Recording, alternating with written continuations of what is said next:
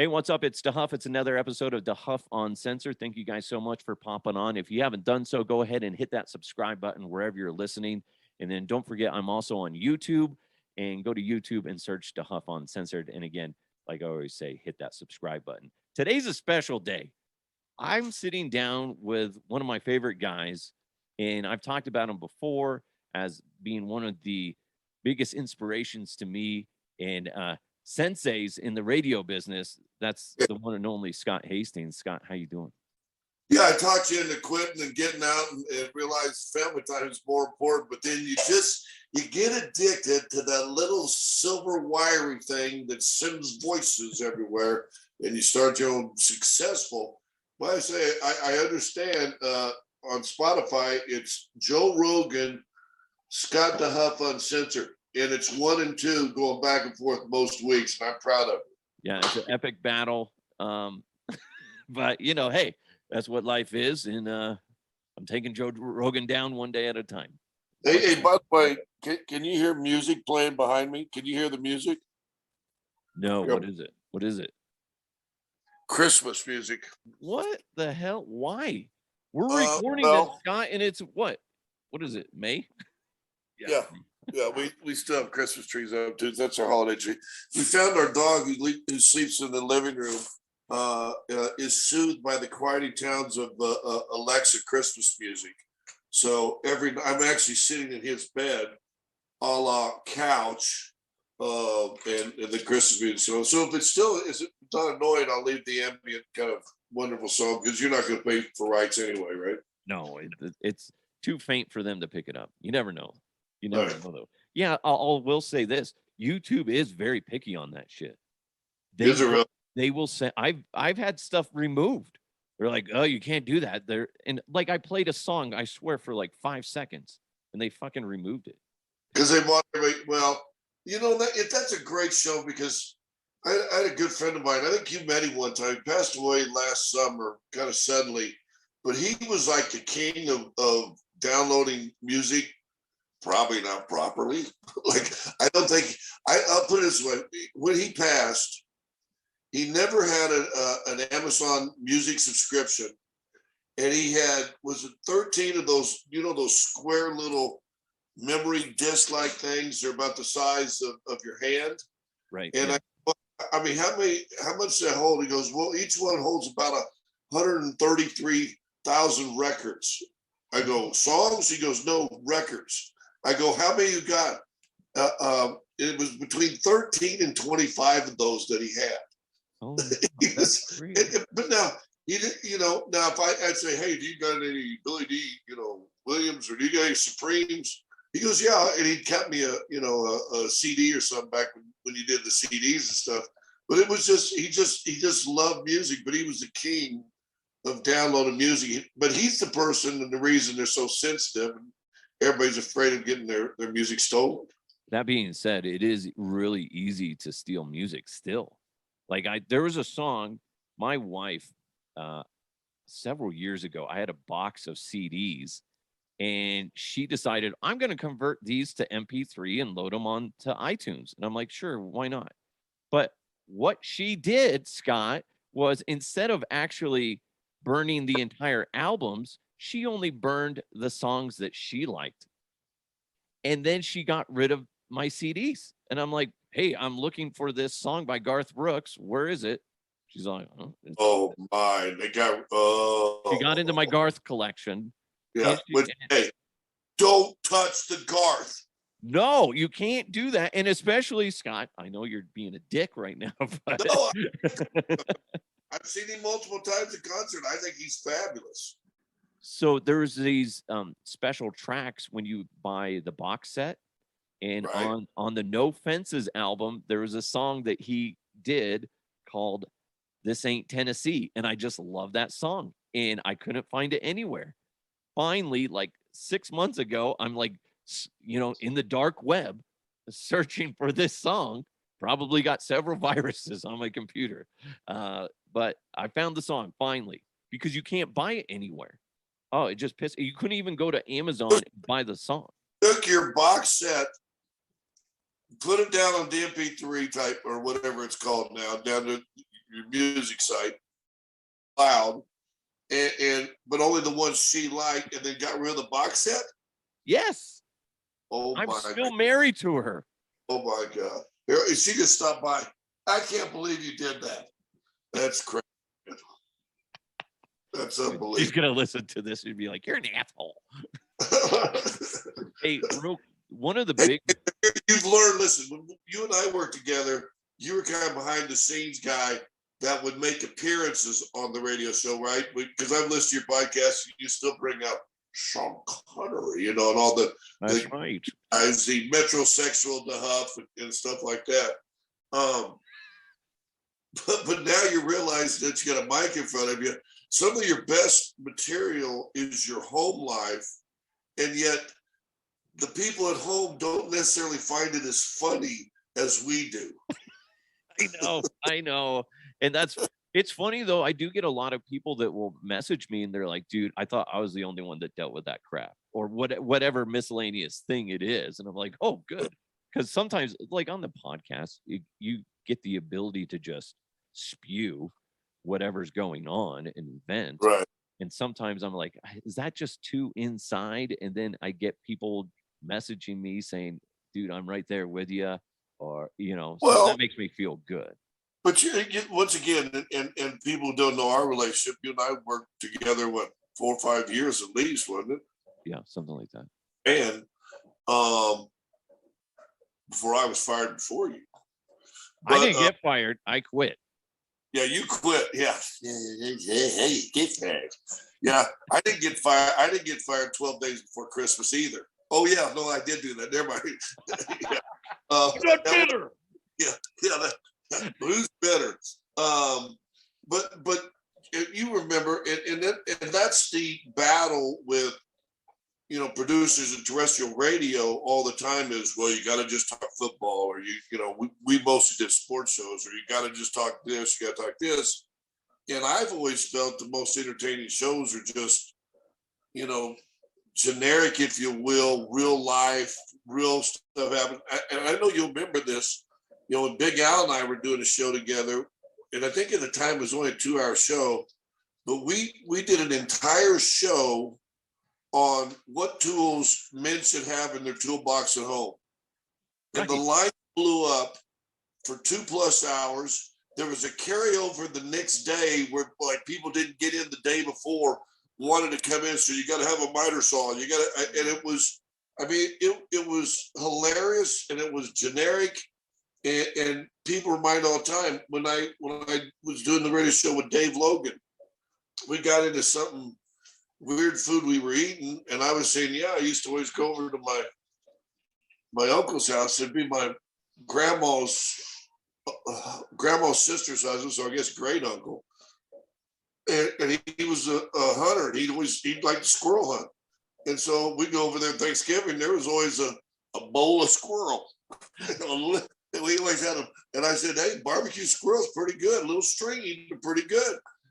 And we did like 3 hours of eating stuff like that and squirrels. And I get people, gosh, how long ago now? 25 years later, they'll come up to me and go, hey, Scott, have you squirrel lately? Right now they're in a walker. They're in a walker or being assisted by somebody. But you bring up a great point. And I've talked about this with Schlereth, and we always used to have this battle with management. You can have a great sports take, that's fine. But at the end of the day, what people walk away with is the stuff that connects them to you and right. the comedy, the things that brighten their day. Like it's still the personalities that are on the air. And it's the same thing with podcasts too. And I know there's a lot of different podcasts, and there's people that are really good. And there's probably more people doing, podcasts now than there are available radio jobs, anymore. Right. So I understand the essence of why people want to do that. And some are specialized and everything like that. And you got to get, you got to get noticed somehow and all that. But yeah, I'm with you. And I think, and that's, Andy Lindahl and I, we're doing a podcast and COVID hit. And so we've probably been sparingly in ours. He's doing terrestrial radio on the same station I'm doing now, but he was a producer of mine a long time ago also. And he kind of is in the same vein I am. If people walk away kind of smiling or laughing, they're going to come back and check in. He said, "Man, I had a good." And listen, especially through this past 2 or 3 years with the pandemic, and inflation now going crazy, and prices going crazy, and stock markets going down. People get the hell beat out of them enough, and if you can give them 30 minutes of a podcast or 2 hours or 3 hours of a radio show where they go, damn, that was funny, Right. Then that to me is more successful. That's always been what I've tried to do. Now, I've always been in the sports talk world, and I feel I have a good grasp on whatever the major topics today when we do our radio show. We'll hit the Avs, and what a great game last night. Fun game to watch. But, you still got to own that too, and you got to, make that funny.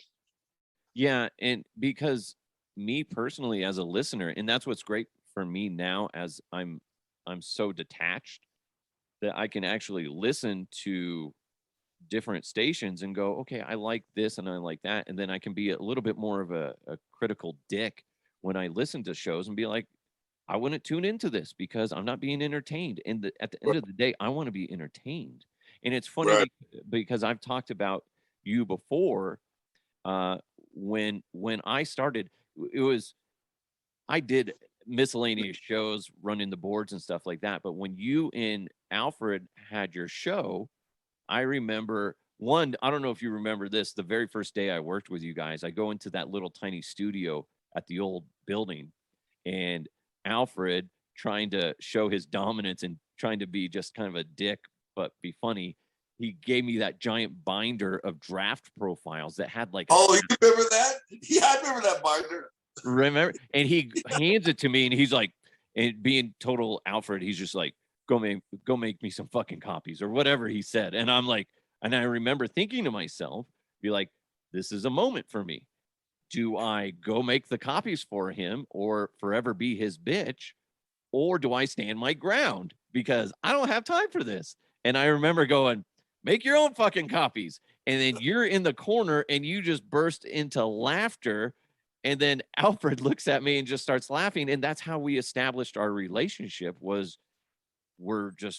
feel like with you and Alfred and so many other of the athletes that I worked with and other talent, is just I always try to be just real with you guys.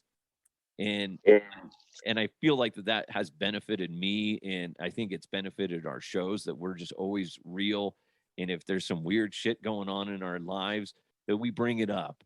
And I think that's why you are so successful, and why so many people will come up to me and like, dude, I love Hastings. I loved it when you guys were all together, you, Alfred, and well, I'll tell you a little inside secret, because when we were doing that over at, can you say where we were? Well, yeah, it's fine.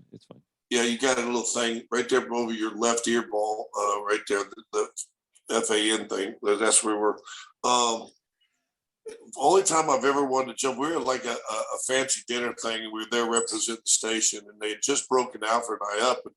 And the station had been together for 15 years, and I think Alfred and I were the very first show in those 15 years the station had been existing that ever like hit number one, right? And was recognized like the best show in Denver. And it was the first time that had ever happened at the fan. I think they'd won some for an Avs, the pregame, postgame shows or Avs broadcast or something, but they've never had a show do anything.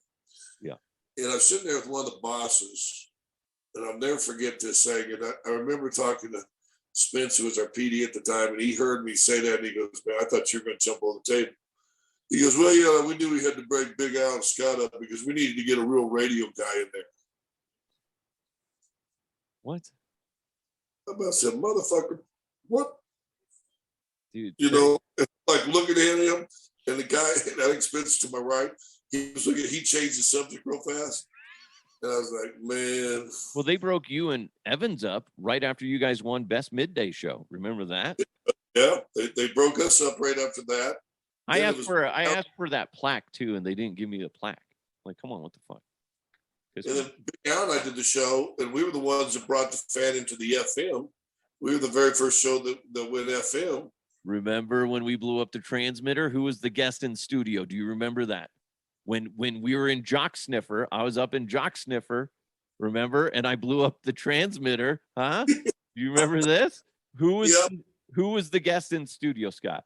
I don't. It wasn't the captain from the fishing thing, was it? I don't remember. It was Sinbad. Oh, Remember? He's like, he was just like, what the fuck is going on? And like we were just doing our thing. We're like, we had to do the transmitter where they officially shut the old one off. And then you, I think, came up with the idea of let's just blow it up with the Jock Sniffer. yeah.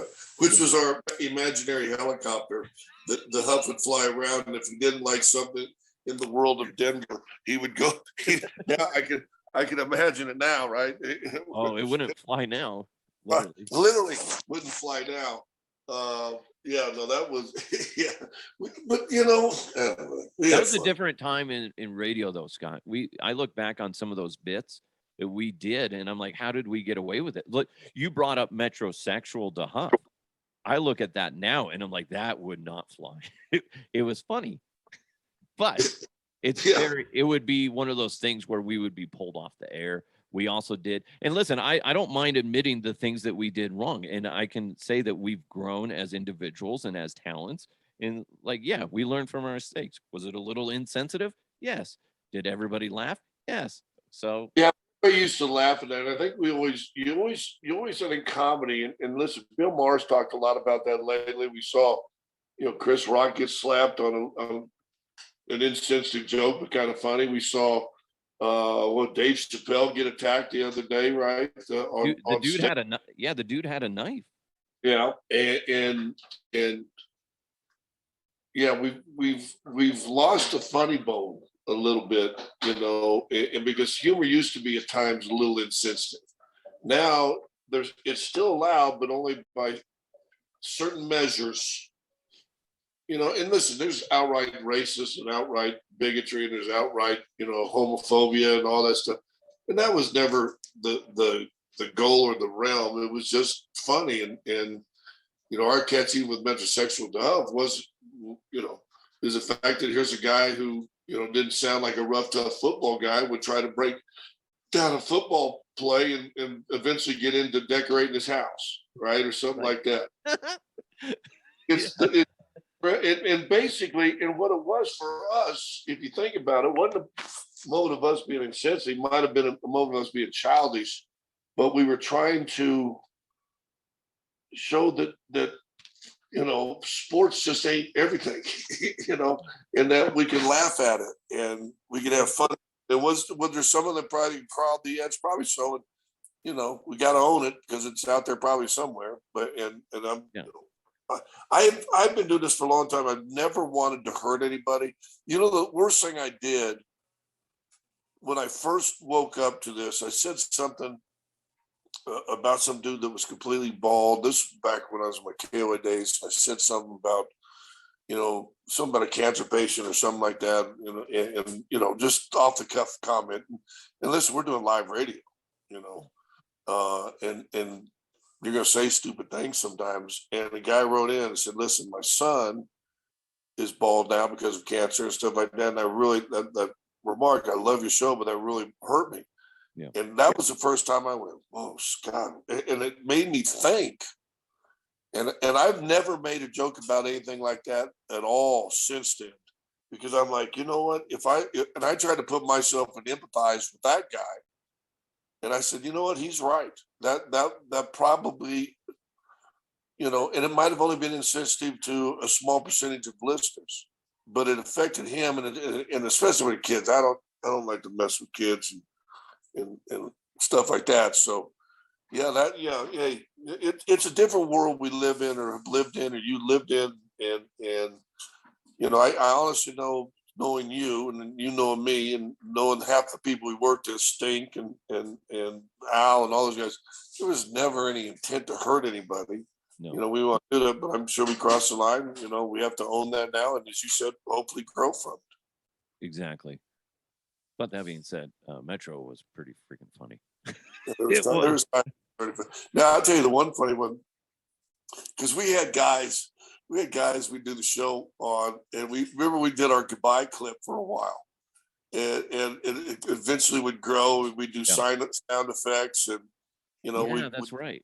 we'd make fun of Reno Nataro because he was kind of a big guy, and we'd do sound effects. Hey, well, I think this on the show today, blah blah blah, and I had all these different bits, right? And Reynolds was, I like wingies, and BK was, I don't know. You'd always pick on BK, so your line on him was funny. You did the devil voice one time. Well, I can't even remember what that was for about. that was for like DMAC or something like that. I'm the devil. So I don't know. Well, you started with us because you same thing. You went after BK as the devil. That was pretty funny. Yeah, it's certainly changed, and it's fun because, like, talking about, you and I were just chit-chatting before doing this episode, and it's just like, I'm just really happy doing this. The fact that I don't have any restrictions. I mean, you're like, he's like, I love the podcast, but you cuss a lot. Like, but to me, Scotty, that's just like me sitting at one thing. I learned a lot about radio comedy from you, and I've credited you several times on this podcast. And it's because you got to be real, because people know when you're fake. And it's just like, I don't want to be fake on this. And two, it's just like, I understand that, like, being funny is just like, you got to give it in little doses. And also, you've said this numerous times about why I end up cussing is because I feel like I want to sit down like I'm at a bar with with your buddies, right? With buddies. And it's funny because I've talked to several listeners where they're like, Scott, it feels like we're just sitting down, just shooting the shit. And I'm like, that's exactly what I want. That's what I want, where you're just sitting there going, oh my God, it's Scott, why'd you just say that? That's so stupid. I can't believe you said that. And you know how that is. Sometimes when you just get going and you just get verbal diarrhea, next thing you know, you're talking about monkey dicks. And I don't know how I got there, but I'm there. And it's just like, it's just a real conversation. And I learned, and to get a little sensitive, I learned that a lot of the comedy from you. And I really can't credit anybody else other than myself, in a weird way. But it's just like, you were the first one that just like, you don't want to do bits too long. Whereas, like our old program director would be like, hey, that jock sniffer was what bit was funny. Let's do it for 2 more segments. And be like, you can't do that, Tim. No. You got to go and get them hit. You want to lead them right up to where they want a little bit more, but it almost could be too much. And then you got it. And then you don't bring it back for a while. Some of it, some recurring characters you always want to bring back in certain situations, right? And that's another thing I learned from a guy who was a big time producer, Don Martin, who now basically started Fox Sports Radio, and he's one of the biggest PDs in LA and stuff now. But our idea of our show, he wanted it to be like the old Tonight Show, a variety show. You bring in guests, you bring in comments, you got guys back and forth. Here comes Doc Severinsen in for a segment just for a couple of quick comments. So I've always liked radio, where and even when Dave was coaching high school, so it would just be me, but it would be me, running the show, but I had an ensemble of cast, right? I had 2 guys who always do bits. Our board op, Ashley Sarrazin, who now works for my daughter over at Dish Network at Sling. Oh, wow. He would come in with funny bits, and it was like an ensemble of how can we entertain and bring the most entertaining stuff to people for 3 hours. And I don't know if it was right or wrong. I'm still stuck in it 25 years later. I get, and people go, well, what are you tired? And I hate this now because we can make fun of everything except old people. I don't know if you can tell. I've got gray hair now. I'm not tired. I'm not old. I don't not like doing what I'm doing, but I hate boring ass radio. Right. And if I'm breaking down the 7th round draft pick of the Jacksonville Jaguars for 20 minutes, I don't give a flip. Mm-hmm. Right? I don't. I can throw a comment in, but now if you want to keep, here's a comment.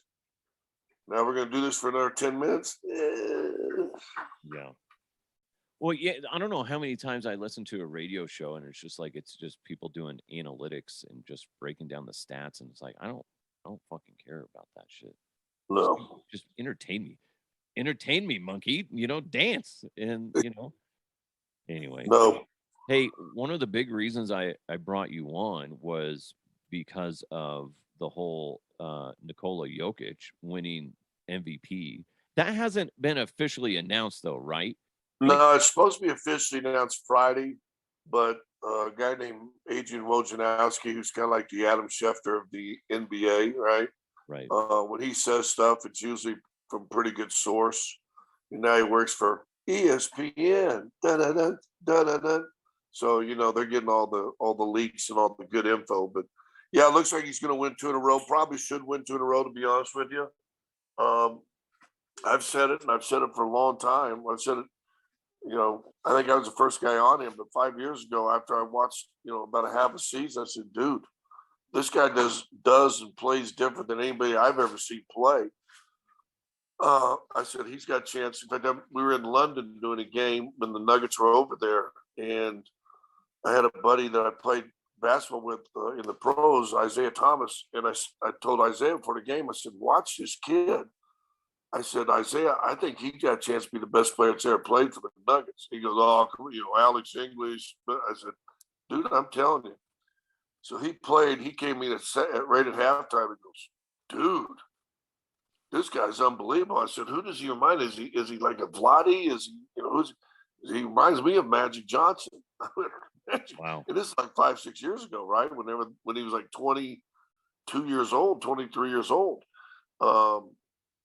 But no, he's the best player. If he didn't play anymore ever, I think he's the best player that's ever played for the Denver Nuggets. He deserved to be the MVP. When he was gone, they were a shell of a basketball team. They're a lottery team without him probably this year with all the injuries. But and he's a humble dude.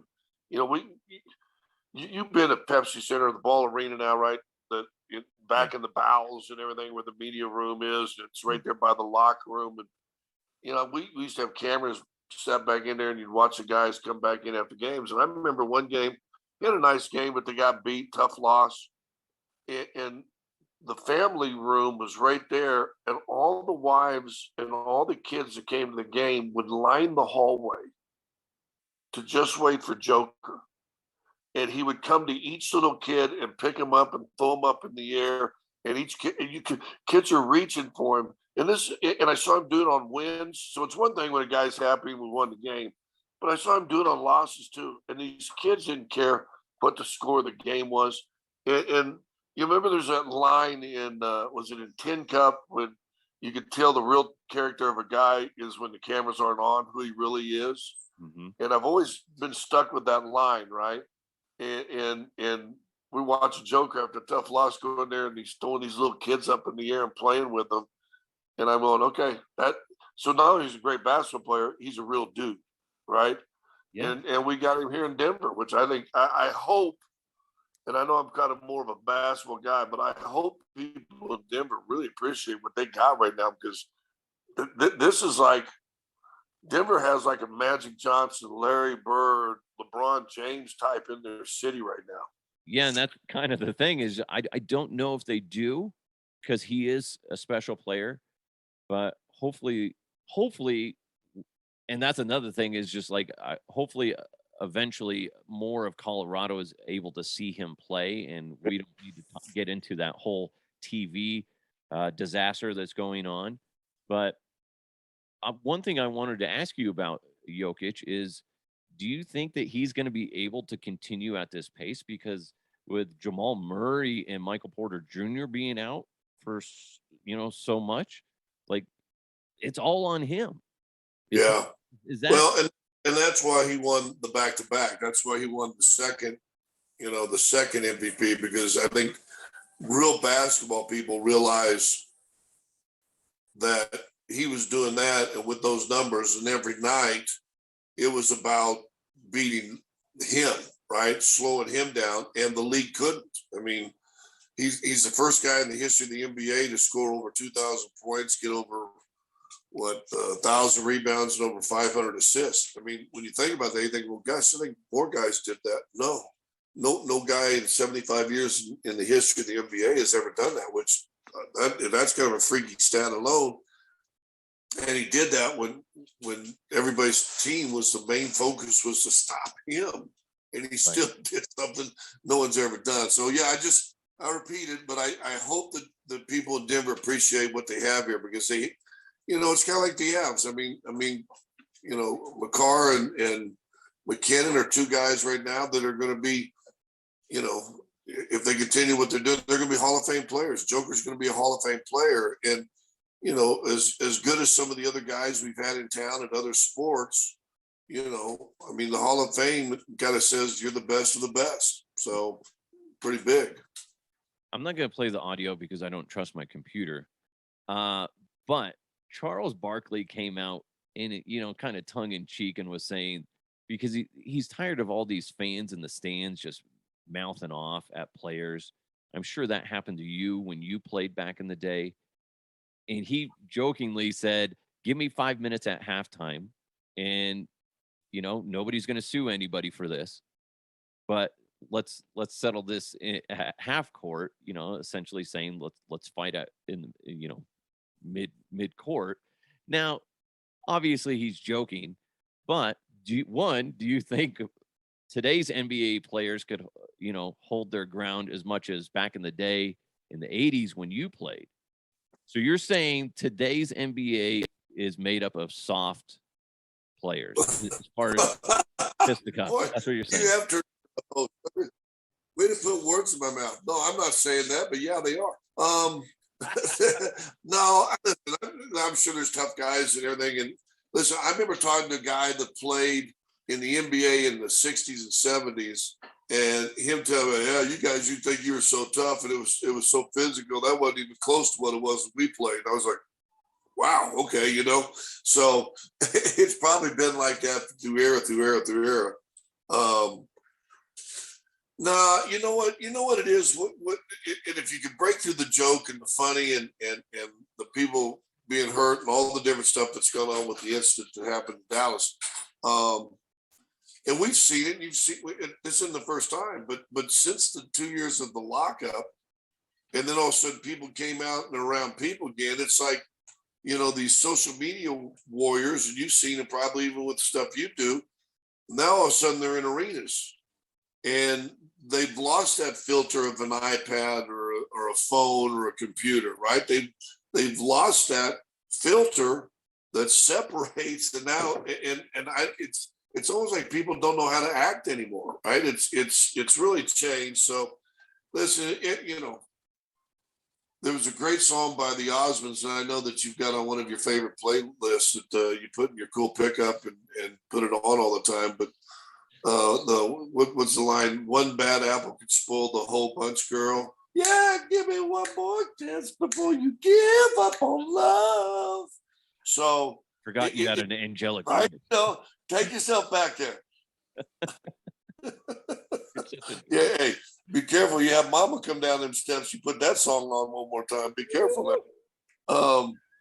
So yeah, I just think I think we've become a bit uncivil, and there's been norms that are acceptable now that probably weren't acceptable. There's not many John Waynes anymore that can go, well, I ain't gonna hit you, Pilgrim. I said I ain't gonna hit you. Like hell I ain't. You don't have that anymore. Your guy gets punched in the mouth and he deserves it. But I don't know, man. It's you know what? It's a weird time. It goes back, full circle. We started talking about it when we started this. There's a lot more people more sensitive on certain things. There's a lot more people don't handle close contact like I think they probably used to. And to be honest with you, though, there's always been loudmouths. There's always been loudmouths, but now I think our sensitivity to that has changed. Also, we don't take it as well. I was going to say you're a loudmouth, but I didn't. Real quick, who's the? It's kind of a, I guess, a cliche question, but who's the one guy that you worked over really well in a fight on the court in the NBA, and once one guy that you just feared? Well, there was this cheerleader in Milwaukee. No, I don't know if I ever worked out. See, I had a philosophy. Here's another thing people think. See, and Charles thinks he can fight. You know, you and I, when we were doing those shows together, how many MMA guys we had in there? Do you think Charles Barkley, any of the MMA guys we ever had in there could beat any one of them? No. and Charles is a big, strong dude, right? But no, I mean, come on now. So, but an NBA tough, and even when I played, I always said there's going to be 3 punches, and all I wanted to do is be able to land 2 of the 3. Because then everybody jumps on you and breaks you up, separates you. And so it wasn't about being tough. It's just, stupid. You can't be afraid to get hit. So, I got a bunch of skirmishes and get the first guy to miss that. And then you just go at it. Boom, boom. Then all of a sudden everybody's on. One guy I tried that too was a guy named Sidney Green, 6'9", probably about 240, played in Chicago. And I had braces on. I had braces on that year. Well, I think on the top or bottom, maybe the bottom, I don't know what I remember, but I had braces on. And we got into it. We're bumping, pushing. Next thing you know, we're squared off. We're in Chicago, and we're talking trash and smack talking. And I take a step to him, and boom, he throws a jab, hits me right in the mouth. I'm a mother, bam, jab again. I can't get my arms up. Long story short, he hits me with 3 straight jabs right in the mouth. Bust my braces. I got a wire sticking through my lip. My lip is stuck up in the air like this. The wire hasn't come on the outside, but it's through the inside and just pushing the lip up. Everybody breaks and fight. Blah, blah, blah, blah. Trainer comes out, grabs me, and gets a hold of him. I'm just steady talking trash. Sorry, man, like that. And I remember this. I bent down the trainer. I said, whatever you do, don't let me go.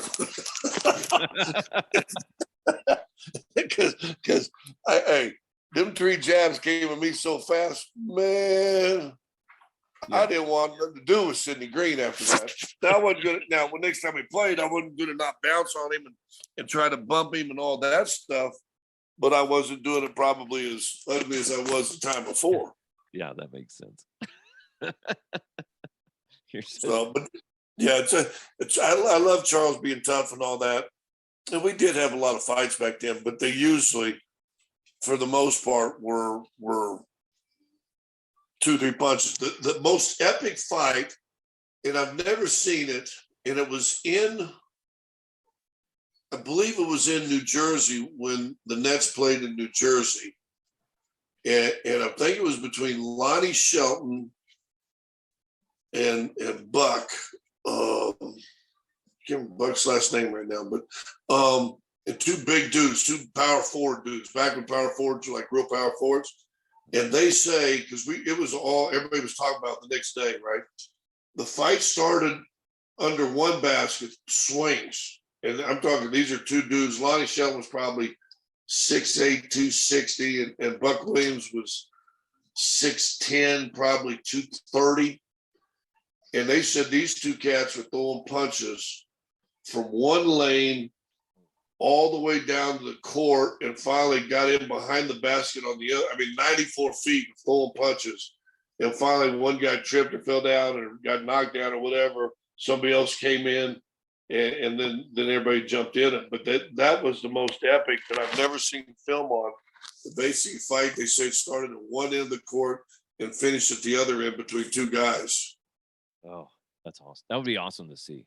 I know Right? it's not, I know people frown upon it, but I love watching fights in hockey and just any sport. It's just exciting to me. And I know it's frowned upon, but whatever. But it was really fun, and David Stern cleaned it up. It got a little too physical because instead of happening, maybe hockey this way for a while too, instead of happening, once every 5 or 6 games, it was happening every single night. There was another tussle.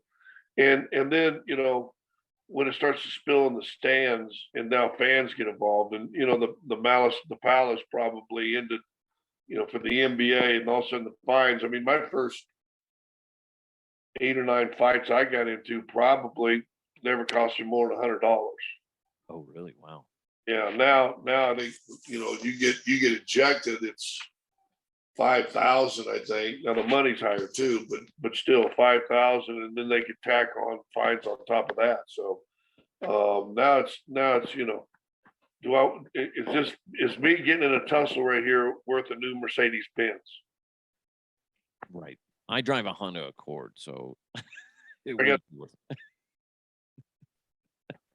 Hey, Scotty, thank you so much for popping on. I've been wanting to get you on. I know you're busy so much with the radio show. You're on Altitude 92.5 here in Denver. I don't care. I'll say it. You guys do a great job. What's your time slot? 10 to 2? 10 to 2. Okay, cool. And you're also on Altitude TV. Right in the middle of your nap time. Yeah. Gotta get a nap before I pick up the kids. Right.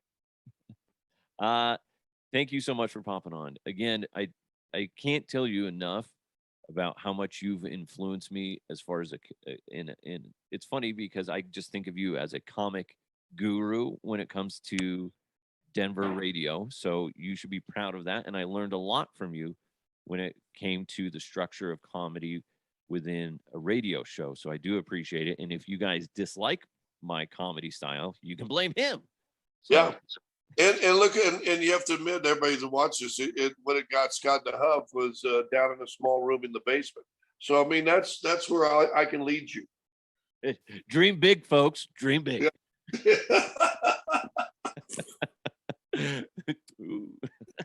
Anyway, I love you too, and seriously, you're one of my all-time favorite people. So anytime you get stuck or need just 30 minutes or 45 minutes, give me a holler. I'll come on anytime. Absolutely. I truly appreciate it. All right, there you go. That's Scott Hastings. Check him out on Altitude 92.5. I truly appreciate each and every one of you guys for tuning in. Don't forget to hit that subscribe button wherever you're listening. It's the Huff Uncensored. Let's keep moving forward. I'll talk to you next time.